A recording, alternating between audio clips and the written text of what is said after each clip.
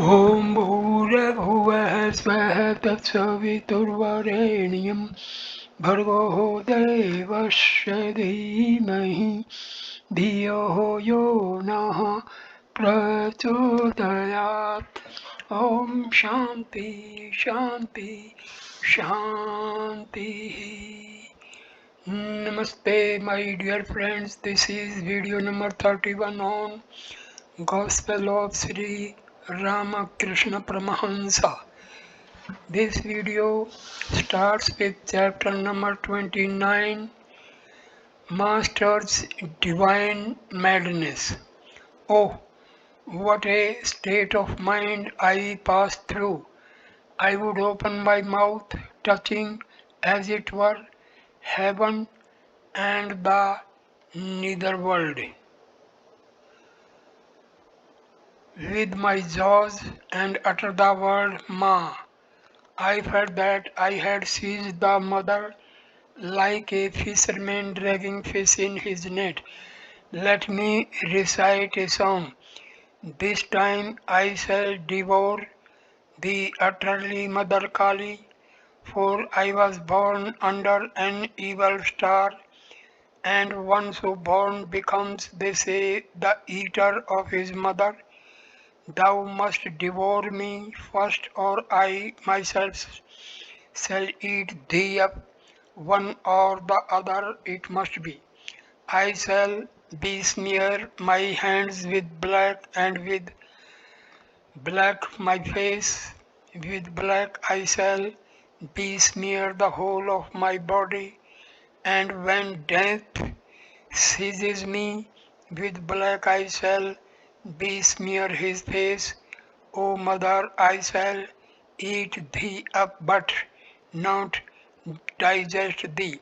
I shall install thee in my heart, and make thee offerings with my mind. You may say that by eating Kali I shall embroil myself with Kala, her husband, but her husband, but I am not afraid. Braving his anger, I shall chant my mother's name to show the world that Ram Prasad is Kali's rightful son. Come what may, I shall eat thee up, thee and thy retinue, or lose my life attempting it. I almost became mad, such was my longing for God. Narendra began to sing, O mother, make me mad with thy love. What need have I of knowledge or reason? Listening to this song, the master again went into samadhi. Coming down to the normal plane, he assumed the attitude of Girirani and sang the Agmani. He sang, intoxicated with divine love. Tell me, my Uma, how have you fared alone in the stranger's house? He said to the devotees, today is the Mahaastami, the mother has come, that's why I feel such an awakening of spiritual emotion. Kedar, Lord, you are here. Are you different from the Divine Mother?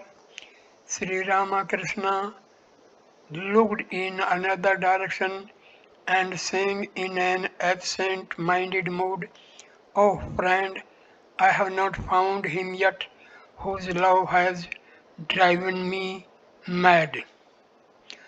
Again he became ecstatic and sang of the Divine Mother. As he sang, Vijay suddenly stood up, crying the name of Hari. Sri Ramakrishna, full of divine love, began to dance with Vijay and the other devotees. The music was over. The master, Vijay, Narendra, and the other devotees sat down. All eyes were fixed on Sri Ramakrishna, who began conversing with the devotees. He asked about their health. Kedar spoke to him humbly in a soft, sweet voice. Narendra, Chunilal, Ram, and Harish were sitting by the master. Kedar humbly, how can I get rid of my dizziness? Master tenderly, one gets that. I have had it myself. Use a little almond oil. I have heard that it cures dizziness. Kedar, I shall, sir. Master to Chunilal, hello. Now is how is everything? Chunilal, everything is all right with us now.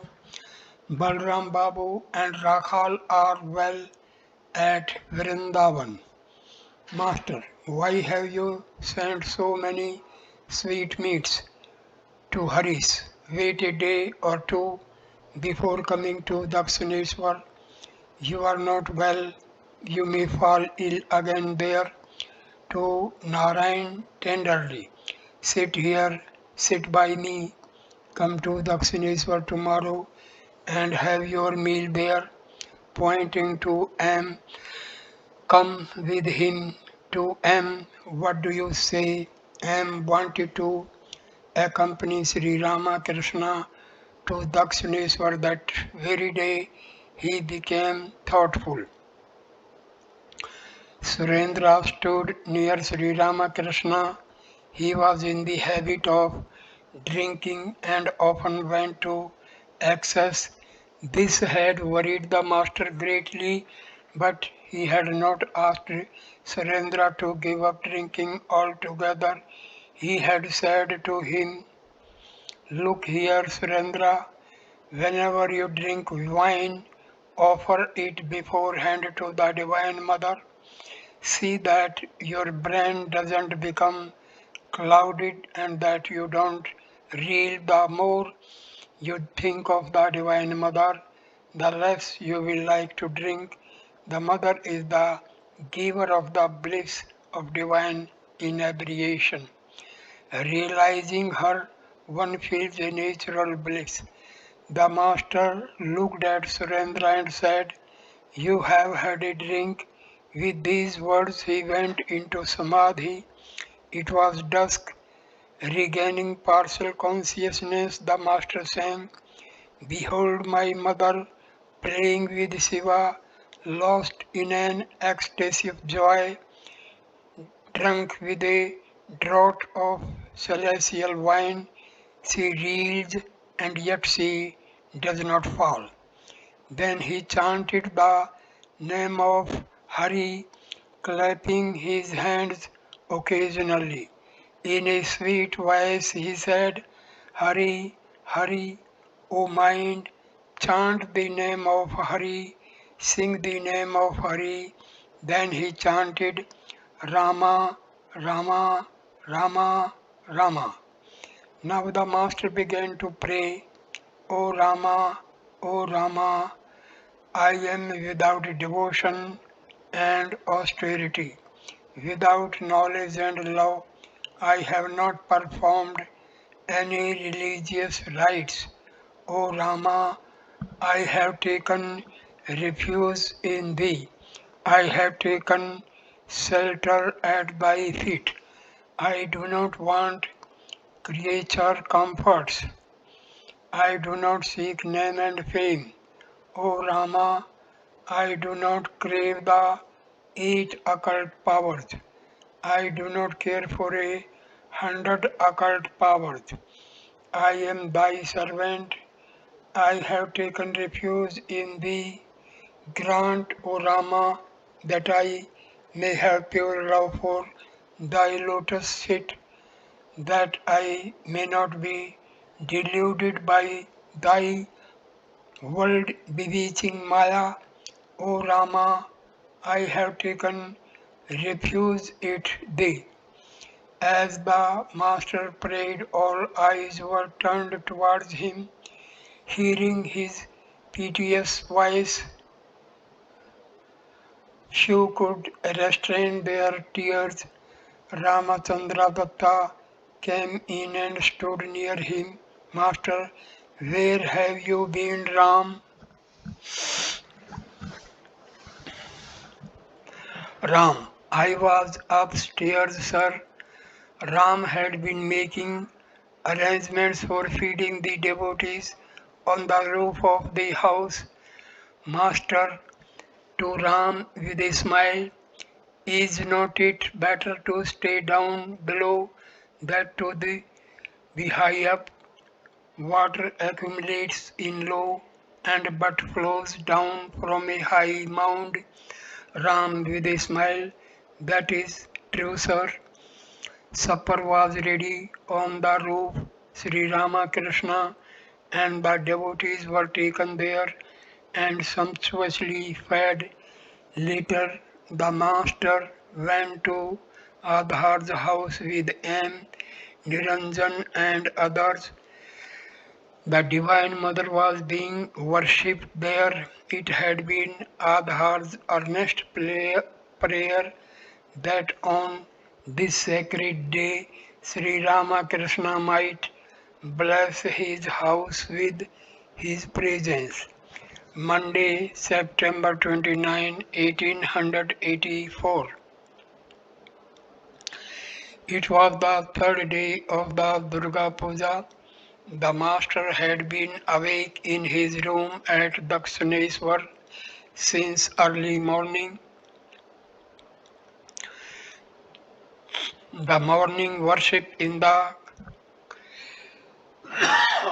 Kali temple was over and the orchestra had played the morning melodies in the Nahabat. Brahmins and gardeners, basket in hand, were plucking flowers for the worship of the Divine Mother. Bhavnath, Baburam, Niranjan and M had spent the night at Dakshineswar, sleeping on the porch of the master's room. As soon as they awoke, they saw Sri Ramakrishna dancing in an ecstatic mood. He was chanting victory to Mother Durga, hallowed be the name of Durga. He was naked and looked like a child as he chanted the name of the blissful Mother. After a few moments he said, "Oh, the bliss of divine ecstasy! Oh, the bliss of divine drunkenness!" Then he repeatedly chanted the name of Govinda. O Govinda, my life, my soul.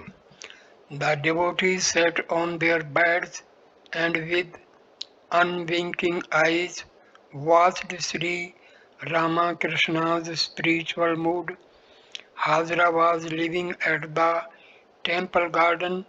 Latu was also living there to render the master personal service. Rakhal was still at Vrindavan. Narendra visited Sri Ramakrishna now and then. He was expected that day. The devotees washed their faces. The master took his seat on a mat on the north veranda. Bhavnath and Anne sat beside him. Other devotees were coming in and out of the room. Master to Bhavnath: the truth is that ordinary man cannot easily have faith, but an Ishvara-Koti's faith is spontaneous. Prahlada burst into tears while writing the letter Ka. It reminded him of Krishna. It is the nature of jivas to doubt. They say yes no doubt, but oneness of Shakti and Brahma. Hajra can never be persuaded to believe that Brahma and Shakti, that Shakti and the being endowed with Shakti are one and the same.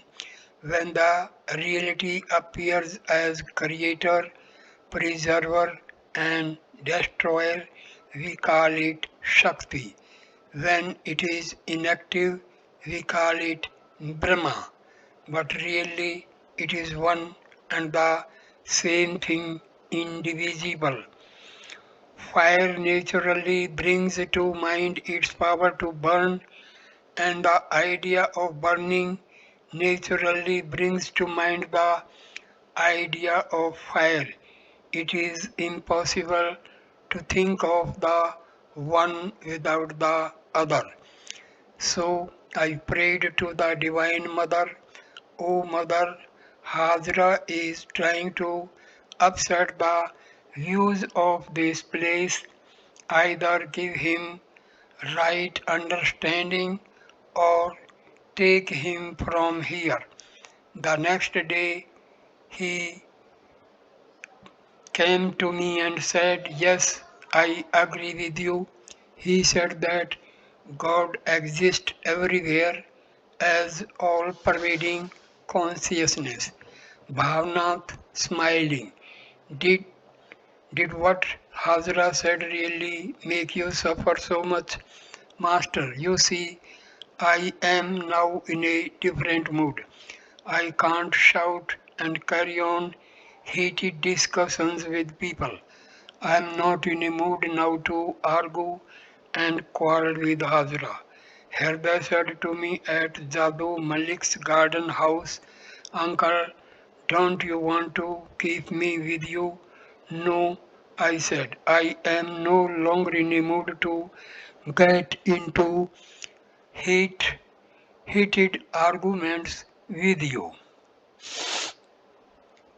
Knowledge and ignorance. What is knowledge and what is ignorance? A man is ignorant so long as he feels that God is far away. He has knowledge when he knows that God is here and everywhere. Childlike faith. When a man has true knowledge, he feels that everything is filled with consciousness. At Kamarpukur, I used to talk to Shibu, who was then a lad 4 or 5 years old. When the clouds rumbled and lightning flashed, Shibu would say to me, there, uncle, they are striking matches again. All laugh. One day I noticed him chasing grasshoppers by himself. The leaves rustled in the nearby trees.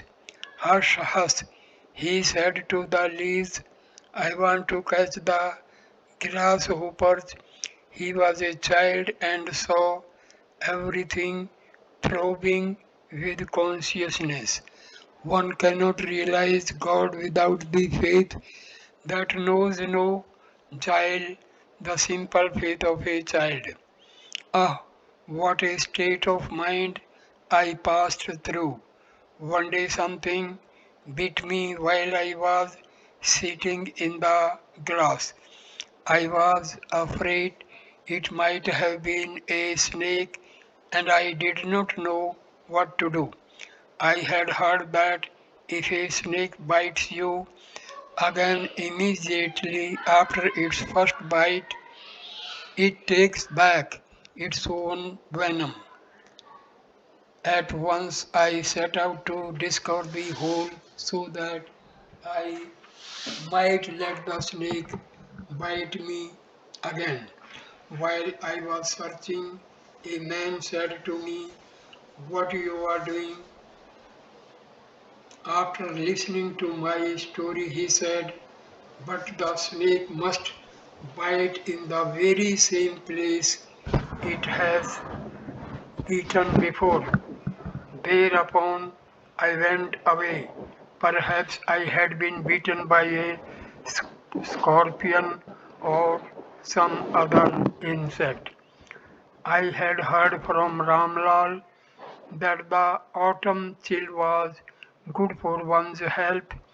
Ramlal had quoted a verse to support it. One day, as I was returning from Calcutta in a carriage, I stuck my head out of the window so that I might get all the chill. Then I fell ill, all love. Sri Ramakrishna entered his room and sat down. His legs were a little swollen. He asked the devotees to feel his legs and see whether or not the pressure of their fingers made dimples. Dimples did appear with pressure, but the devotee said that it was nothing. Master to Bhavana, please ask Mahendra of Sinthi to see me. I shall feel better if he reassures me. Bhavnath with a smile. You have great faith in medicine, but we have not so much. Master, it is good who, as the doctor, prescribes the medicine. It is he who, in one form, has become the physician. Dr. Ganga Prasad asked me not to drink water at night. I regarded his statement as the words of the Vedas. I look upon him as the physician of heaven. Hajra entered the room and sat down. The master talked a while about different things and then said to Hajra, you see, many people were at Ram's house yesterday. Vijay, Kedar, and others were there. But why did I feel so deeply stirred at the sight of Narendra? I found that Kedar belonged to the realm of divine inebriation. Presently, Narendra arrived and Sri Ramakrishna was exceedingly happy. Narendra saluted the master and began to talk with Bhavnath and others in the room. M was seated nearby. A long mat was spread on the floor. While talking, Narendra lay on it flat on his stomach. The master looked at him and suddenly went into samadhi. He sat on Narendra's back in an ecstatic mood. Bhavnath saying, O mother, ever blissful as thou art, do not deprive the worthless child of bliss. Sri Ramakrishna came down from the plane of samadhi. He sang, repeat, O mind, my mother, Durga's hallowed name. O Gauri, O Narayani, to thee I bow. Thou art the day, O mother, thou art the dusk and the night. As Rama, thou drawest the bow, as Krishna, thou playest the flute. As Kali, all terrible, thou hast silenced Shiva, thy Lord. The 10 embodiments of divine Shakti art thou, and thou the 10 avatars. This time save me thou must. With flowers and vilva leaves did Yasoda worship thee, and thou didst bless her by placing Krishna, the child, in her arms. Whenever I chance to live, O mother, in forest or grove, may my mind day and night dwell at the lotus feet. Whether at last I die a natural or sudden death, oh, may my tongue repeat Durga's name at the end. Thou mayst send me away, O mother, but where shall I go? Tell me, mother, where else shall I hear so sweet a name? Thou mayst even say to me, step aside, go away, yet I shall cling to thee, O Durga, unto thy feet, as thine anklets I shall cling, making their tinkling sound. When, O mother, thou sittest at mighty Shiva's side, then I shall cry from thy feet, victory unto Shiva. Mother, when as the kite thou soarest in the sky, there in the water beneath as a minnow I shall be swimming. Upon me thou wilt pounce and pierce me through with thy claws. Thus, when the breath of life forsakes me in thy grip, do not deny me the shelter of the lotus feet. From the world's bondage, free me, O spouse of the Absolute. Thy 2 feet are my boat to cross this world's dark sea. Thou art the heavens and the earth, and thou the nether world. From thee have the 12 Gopalas and Hari and Brahma sprung.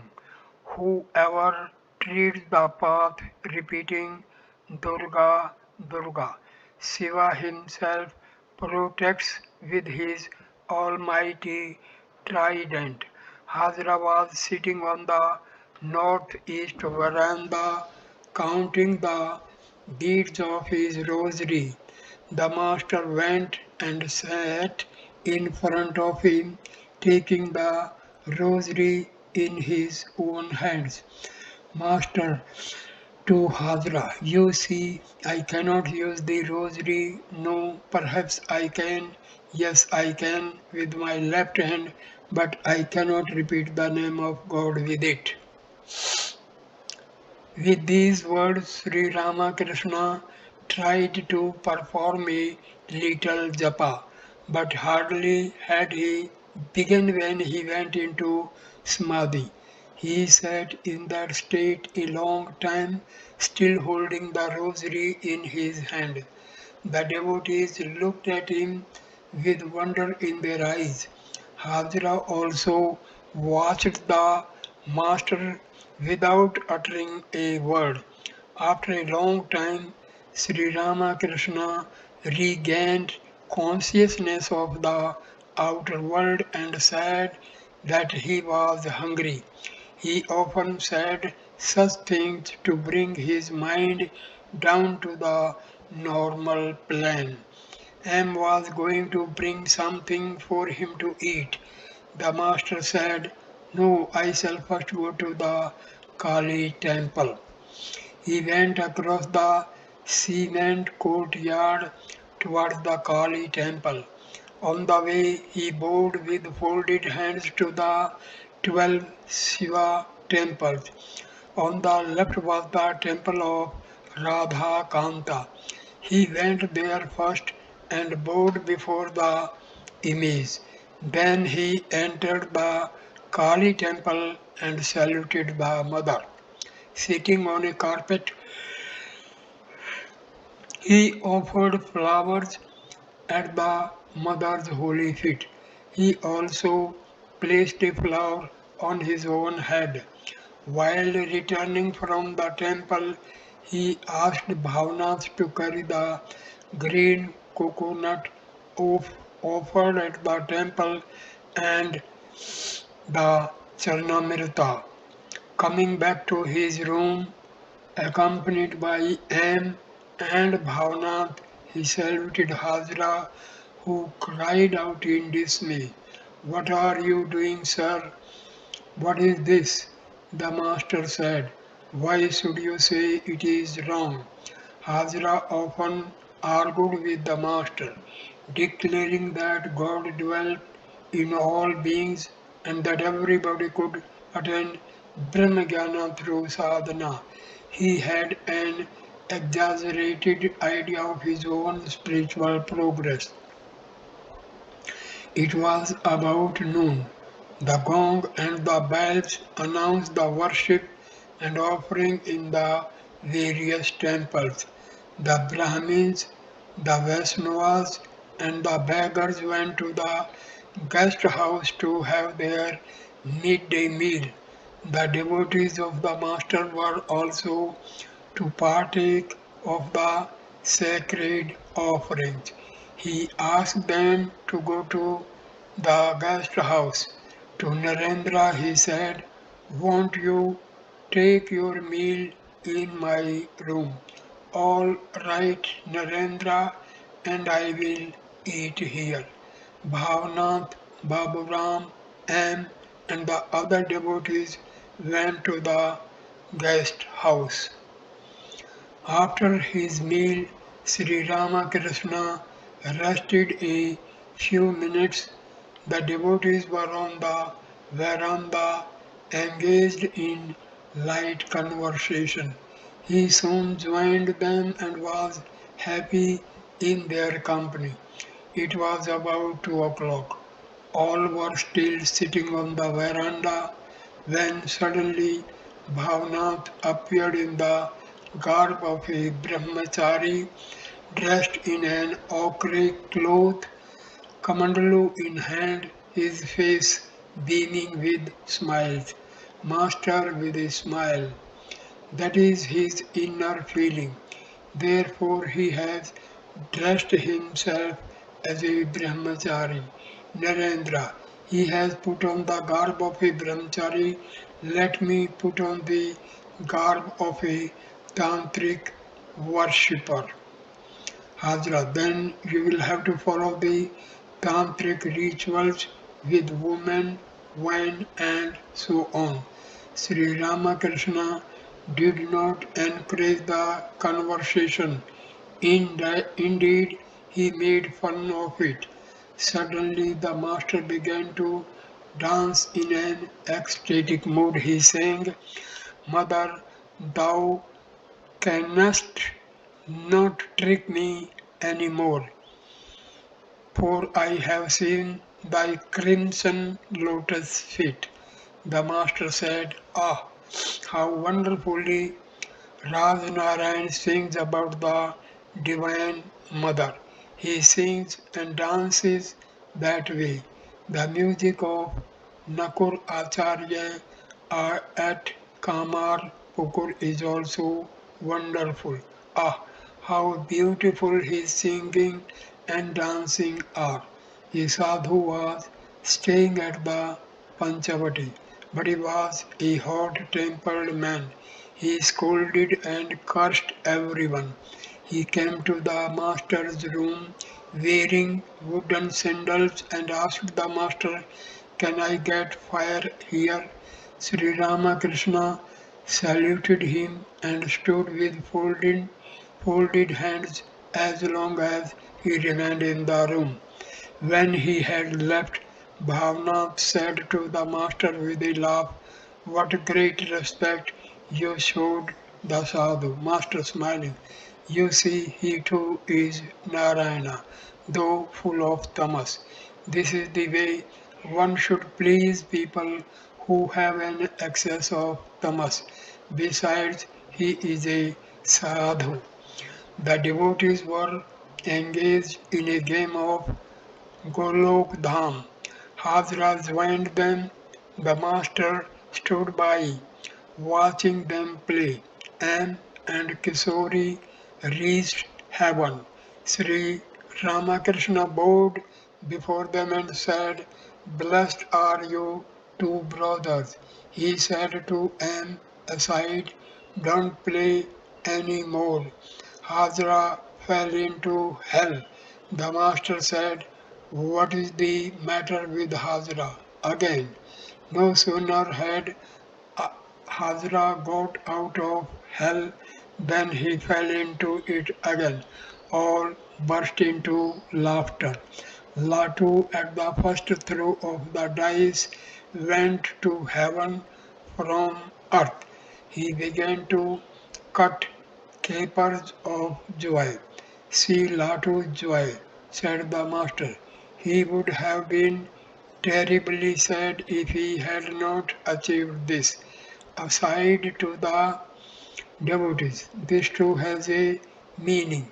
Hazra is so vain that he thinks he will triumph over all even in this game. This is the law of God that he never humiliates a righteous person. Such a man is victorious everywhere. Sri Ramakrishna was sitting on the small couch in his room. Narendra, Baburam, Bhavnath, and M were sitting on the floor. Narayana referred to various religious sects, the Ghospara, Panchanami, and others. Sri Ramakrishna described their views and condemned their immoral practices. He said that they could not follow the right course of spiritual discipline but enjoyed sensuous pleasures in the name of religion. Danger of tantric discipline. Master to Narendra, you need not listen to these things. The Bhairvas and the Bhairvis of the Tantric sect also follow this kind of discipline. While in Banaras, I was taken to one of their mystic circles. Each Bhairva had a Bhairvi with him. I was asked to drink the consecrated wine, but I said I could not touch wine. They drank it. I thought perhaps they would then practice meditation and japa, but nothing of the sort. They began to dance. I was afraid they might fall into the Ganges. The circle had been made on its bank. It is very honorable for husband and wife to assume the role of Bhairava and Bhairavi. To Narendra and others, let me tell you this. I regard woman as my mother. I regard myself as her son. This is a very pure attitude. There is no danger in it. To look on woman as a sister is also not bad, but to assume the attitude of a hero to look on woman as one's mistress is the most difficult discipline. Tarak's father followed this discipline. It is very difficult in this form of sadhana. One cannot always maintain the right attitude.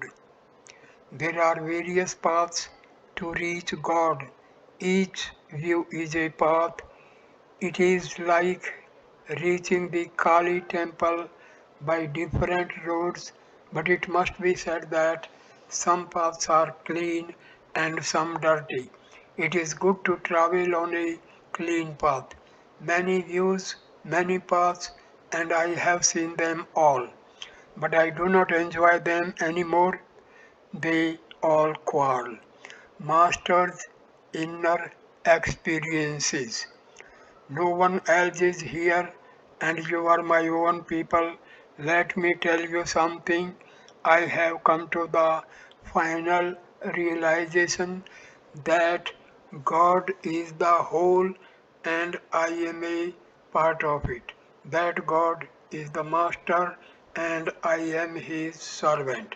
Furthermore, I think every now and then that he is I and I am he.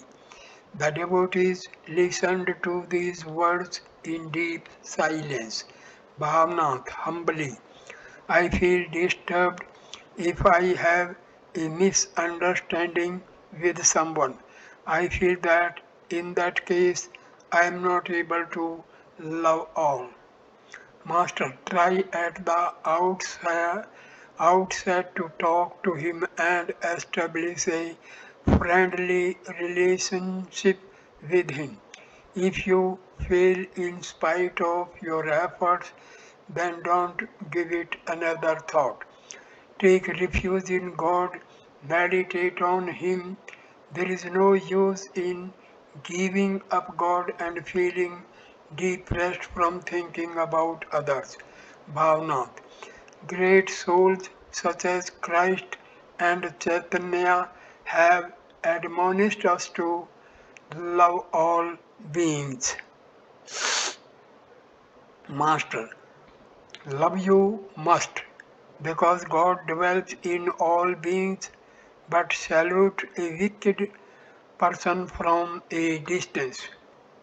You speak of Chaitanya, he also used to restrain in his spiritual feelings in the presence of unsympathetic people. At Srivasa's house, he put Srivasa's mother-in-law out of the room, dragging her out by the hair. Bhavnath. It was not he but others who did it. Master, could the other have done it without his approval? What can be done? Suppose a man cannot make another love him, must he worry about it day and night? Must I waste my mind, which should be given to God, on useless things? I say, O Mother, I don't want Narendra, Bhavnath, Rakhal, or anybody. I seek Thee alone. What shall I do with man? When the blissful mother comes to my house, how much of the chandi I shall hear. How many monks will come here, and how many yogis with matted locks. When I attain God, I shall attain everything. I renounced gold and silver, saying, Rupee is clay and clay is rupee. Gold is clay and clay is gold. With these words, I threw gold, silver, and clay into the Ganges. Then I was afraid at the thought that Mother Lakshmi might be angry with me because I had treated her wealth with contempt, that she might even stop my meals. So I prayed to the Divine Mother, O Mother, I want thee and nothing else. I knew that by realizing her, I should get everything. Bhavnath smiling. This is the shrewd calculation of a businessman. Master smiling. Yes, that is so. Once the Lord was pleased with a certain devotee, he appeared before him and said, I am very much pleased with your austerities. Ask a boon of me. The devotee said, O Lord, if you are gracious enough to give me a boon, then please grant that I may eat from gold plates with my grandchildren. One boon covered many things, wealth, children, and grandchildren all love. Hajra was sitting on the veranda. Master, do you know what Hajra wants? He wants money. His family is in distress. He has debts. He thinks that God will give him money because he devotes himself to japa and meditation. A devotee. Can God fulfill a devotee's desire, Master, if it is His sweet will? But God doesn't take entire responsibility for a devotee unless the devotee is completely intoxicated with ecstatic love for Him. At a feast, it is only a child whom one takes by the hand and sits at his place. Who does that with older people? Not until a man thinks so much of God that he cannot look after himself does God take on his responsibilities. Hazra doesn't inquire about his family. His son said to Ramlal, please ask father to come home. We shall not ask anything of him. These words almost brought tears to my eyes. Hazra's mother said to Ramlal, please ask Pratap to come home just once. Also, ask your uncle to request him to come home. I told him about it, but he did not listen to me. Duty towards mother. Is a mother to be trifled with? Before becoming a sannyasi, Chaitanya Deva worked hard to persuade his mother to let him renounce home. Mother Sati said that she would kill Kesab Bharti.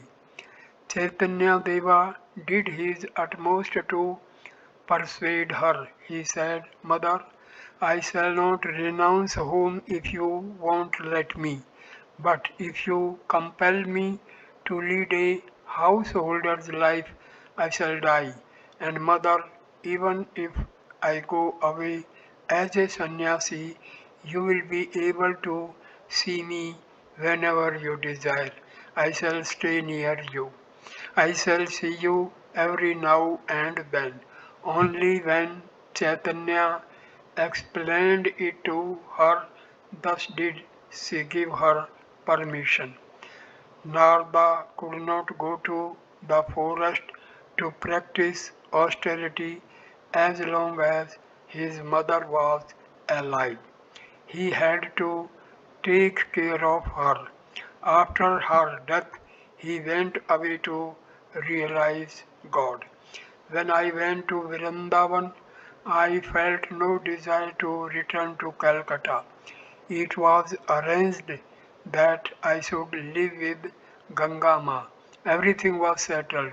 My bed was to be on one side and Gangama's on the other. I resolved not to go back to Calcutta. I said to myself, how long must I eat a Kavarta's food? No, said Herder to me, let us go to Calcutta. He pulled me by one hand and Gangama pulled me by the other. I felt an intense desire to live at Vrindavan. But just then I remembered my mother.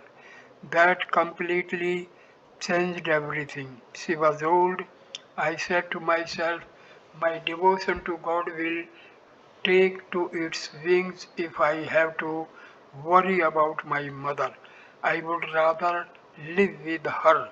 Then I shall have peace of mind and be able to meditate on God. To Narendra, why don't you say a few words to Hazra about going home? The other day he said to me, yes, I shall go home and stay there 3 days, but now he has forgotten all about it. To the devotees, we have talked about filthy things, Ghospara, and things like that. Govinda, Govinda, Govinda. Now chant the name of Hari. Let there be a dish of rice, pudding, and sweets after the ordinary lentils. Narendra began to sing.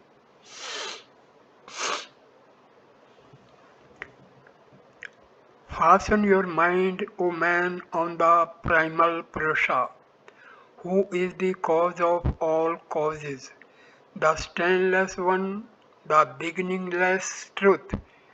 As prana, he pervades the infinite universe. The man of faith beholds him living, resplendent, the root of all, beyond the senses, eternal, the essence of consciousness. He shines in the cave of the heart, adorned with holiness, wisdom, and love. By meditating on him, man is delivered from grief, of countenance ever serene, an inexhaustible ocean of virtue. None can fathom his depths, yet freely of his own grace does he reveal himself to those who come to his feet for shelter. Merciful since they are helpless, and he is the ever forgiving, the giver of happiness, the ready help in the sea of our woe, unswervingly just bestowing the fruits of our deeds, good and ill. Yet is he the fount of compassion, the ocean of mercy brimming with love. Even to hear of his glory suffuses the eyes with tears. Gaze on his face and be blessed. Your heart is hungry for him, O man, bright with unspeakable beauty, peerless and without stain. No words can ever describe him. Be as a beggar before his gate, and worship him day and night, beseeching him for his grace. He sang again, in wisdom's firmament, the moon of love is rising full, and love's hood, tide in surging waves, is flowing everywhere. O Lord, how full of bliss thou art, victory unto thee. On every side shine devotees like stars around the moon. Their friend, the Lord all merciful, joyously plays with them.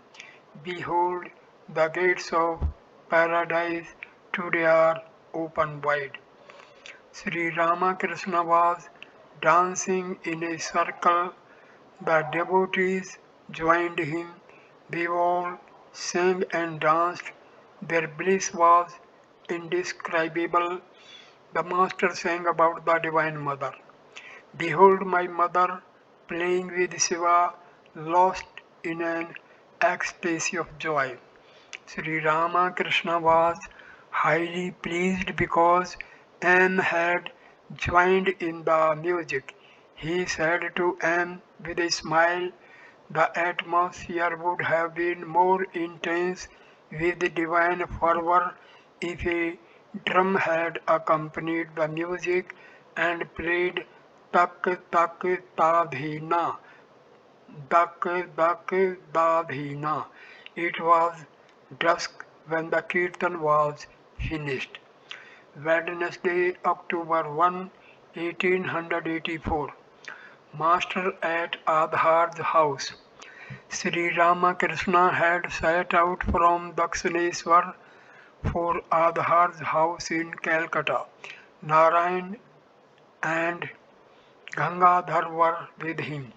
In the carriage, in an ecstatic mood, he said, shall I count the beads? How shameful that would be.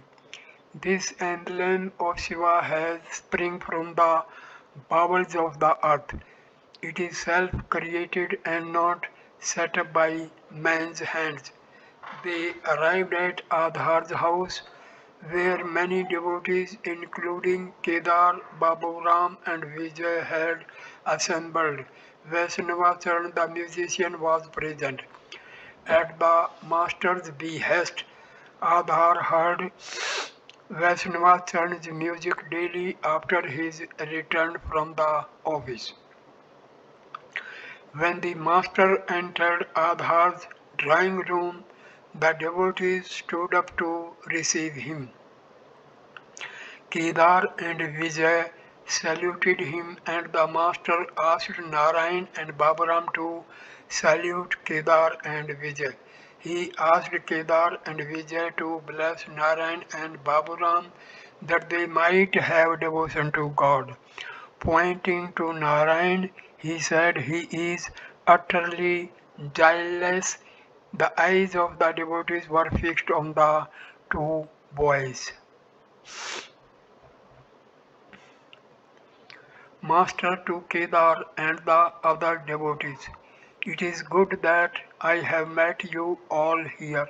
Otherwise, perhaps you would have come to the Kali temple to see me. Through the will of God, however, we have met here. Kedar with folded hands.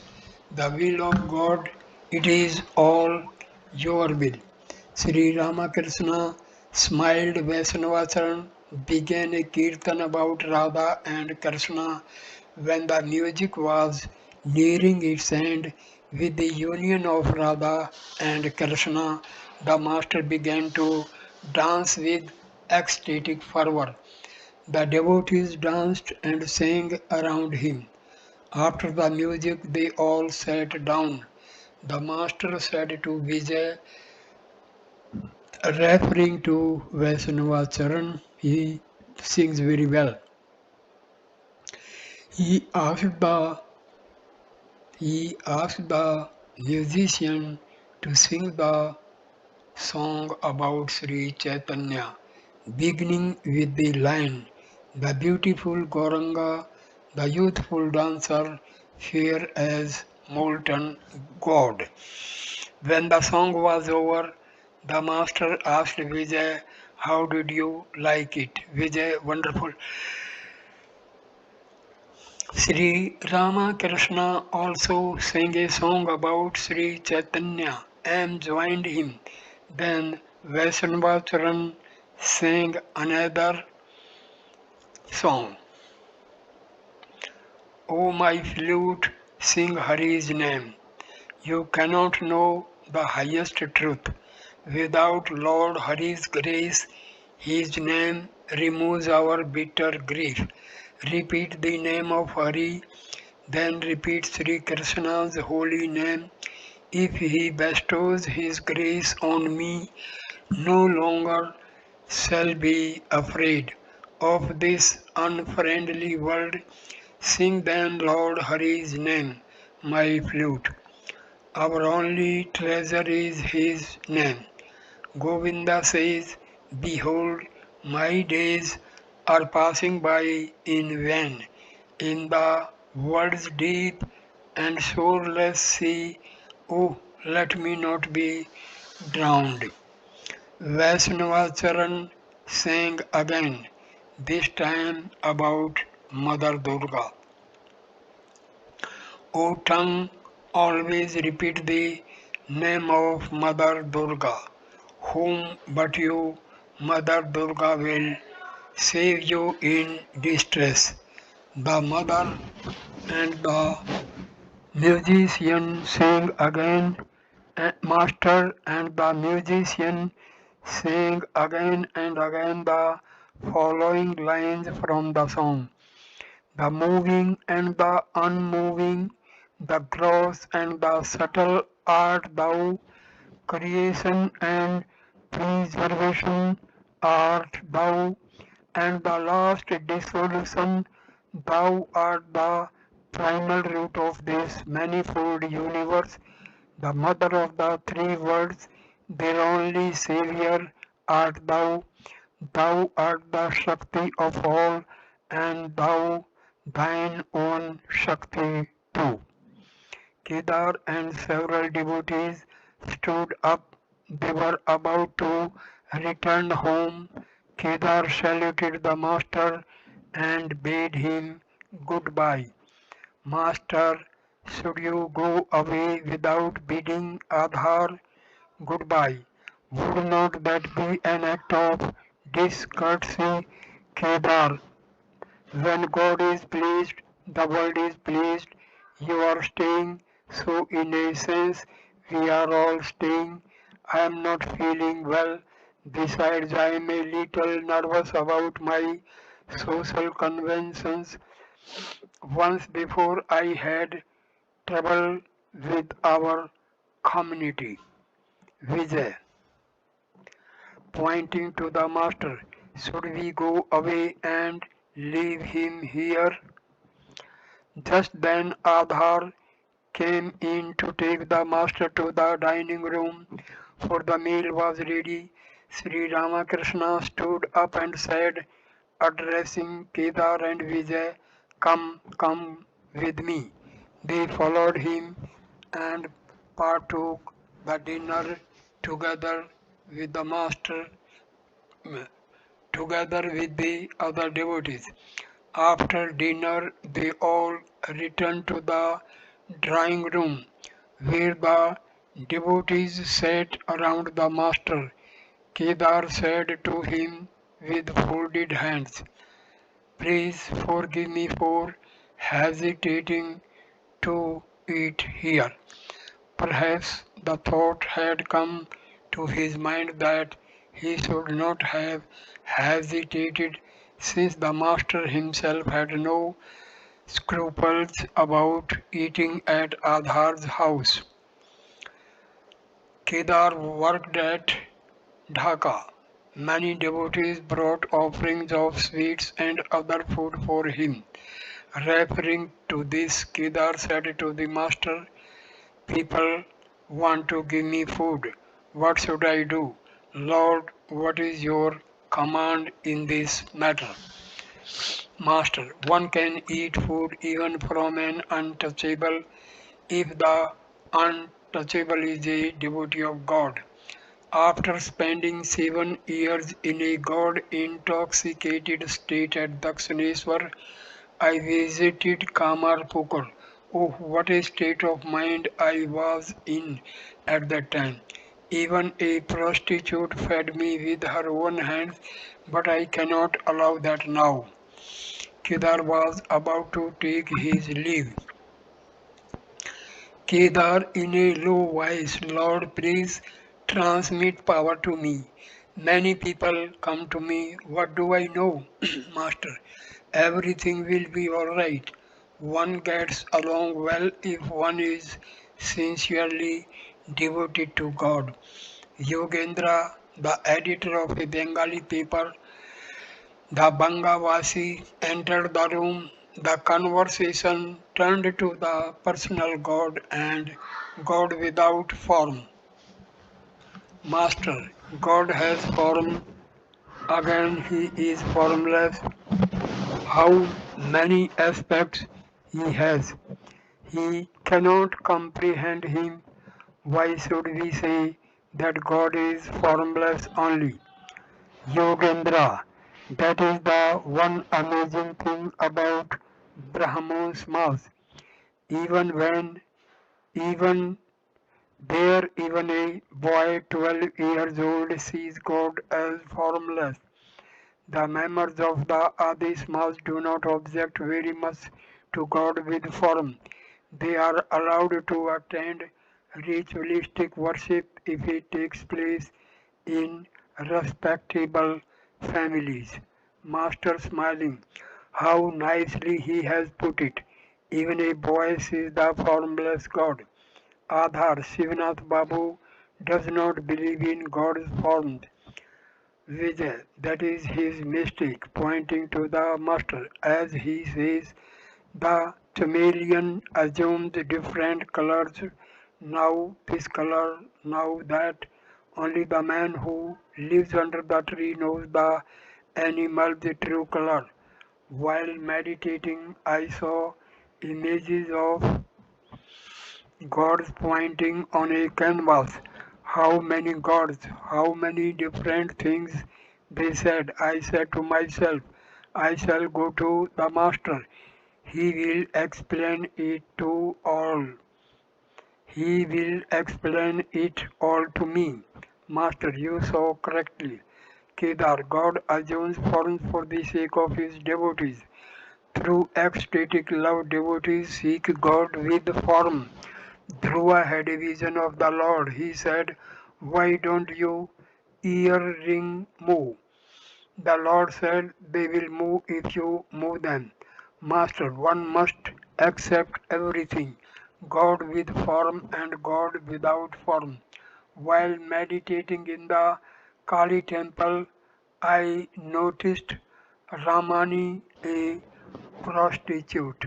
I said, Mother, I see that thou art in that form too.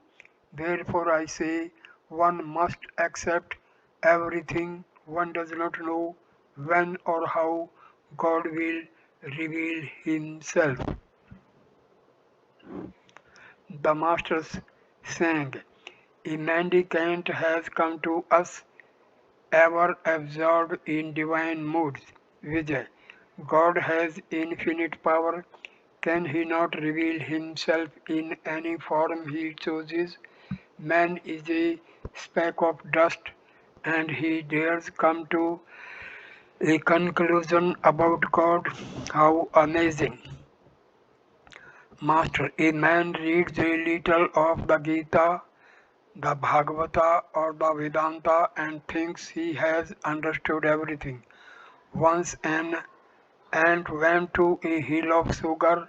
One grain of sugar filled its stomach and it was returning home with another grain in its mouth. On the way it said to itself, the next time I go, I shall bring home the whole hill, all love. At this point I conclude this video. Next video number 32 will start with chapter number 30, The Master in Various Moods, Thursday, October 2, 1884. Thank you, my dear friends. Namaskar.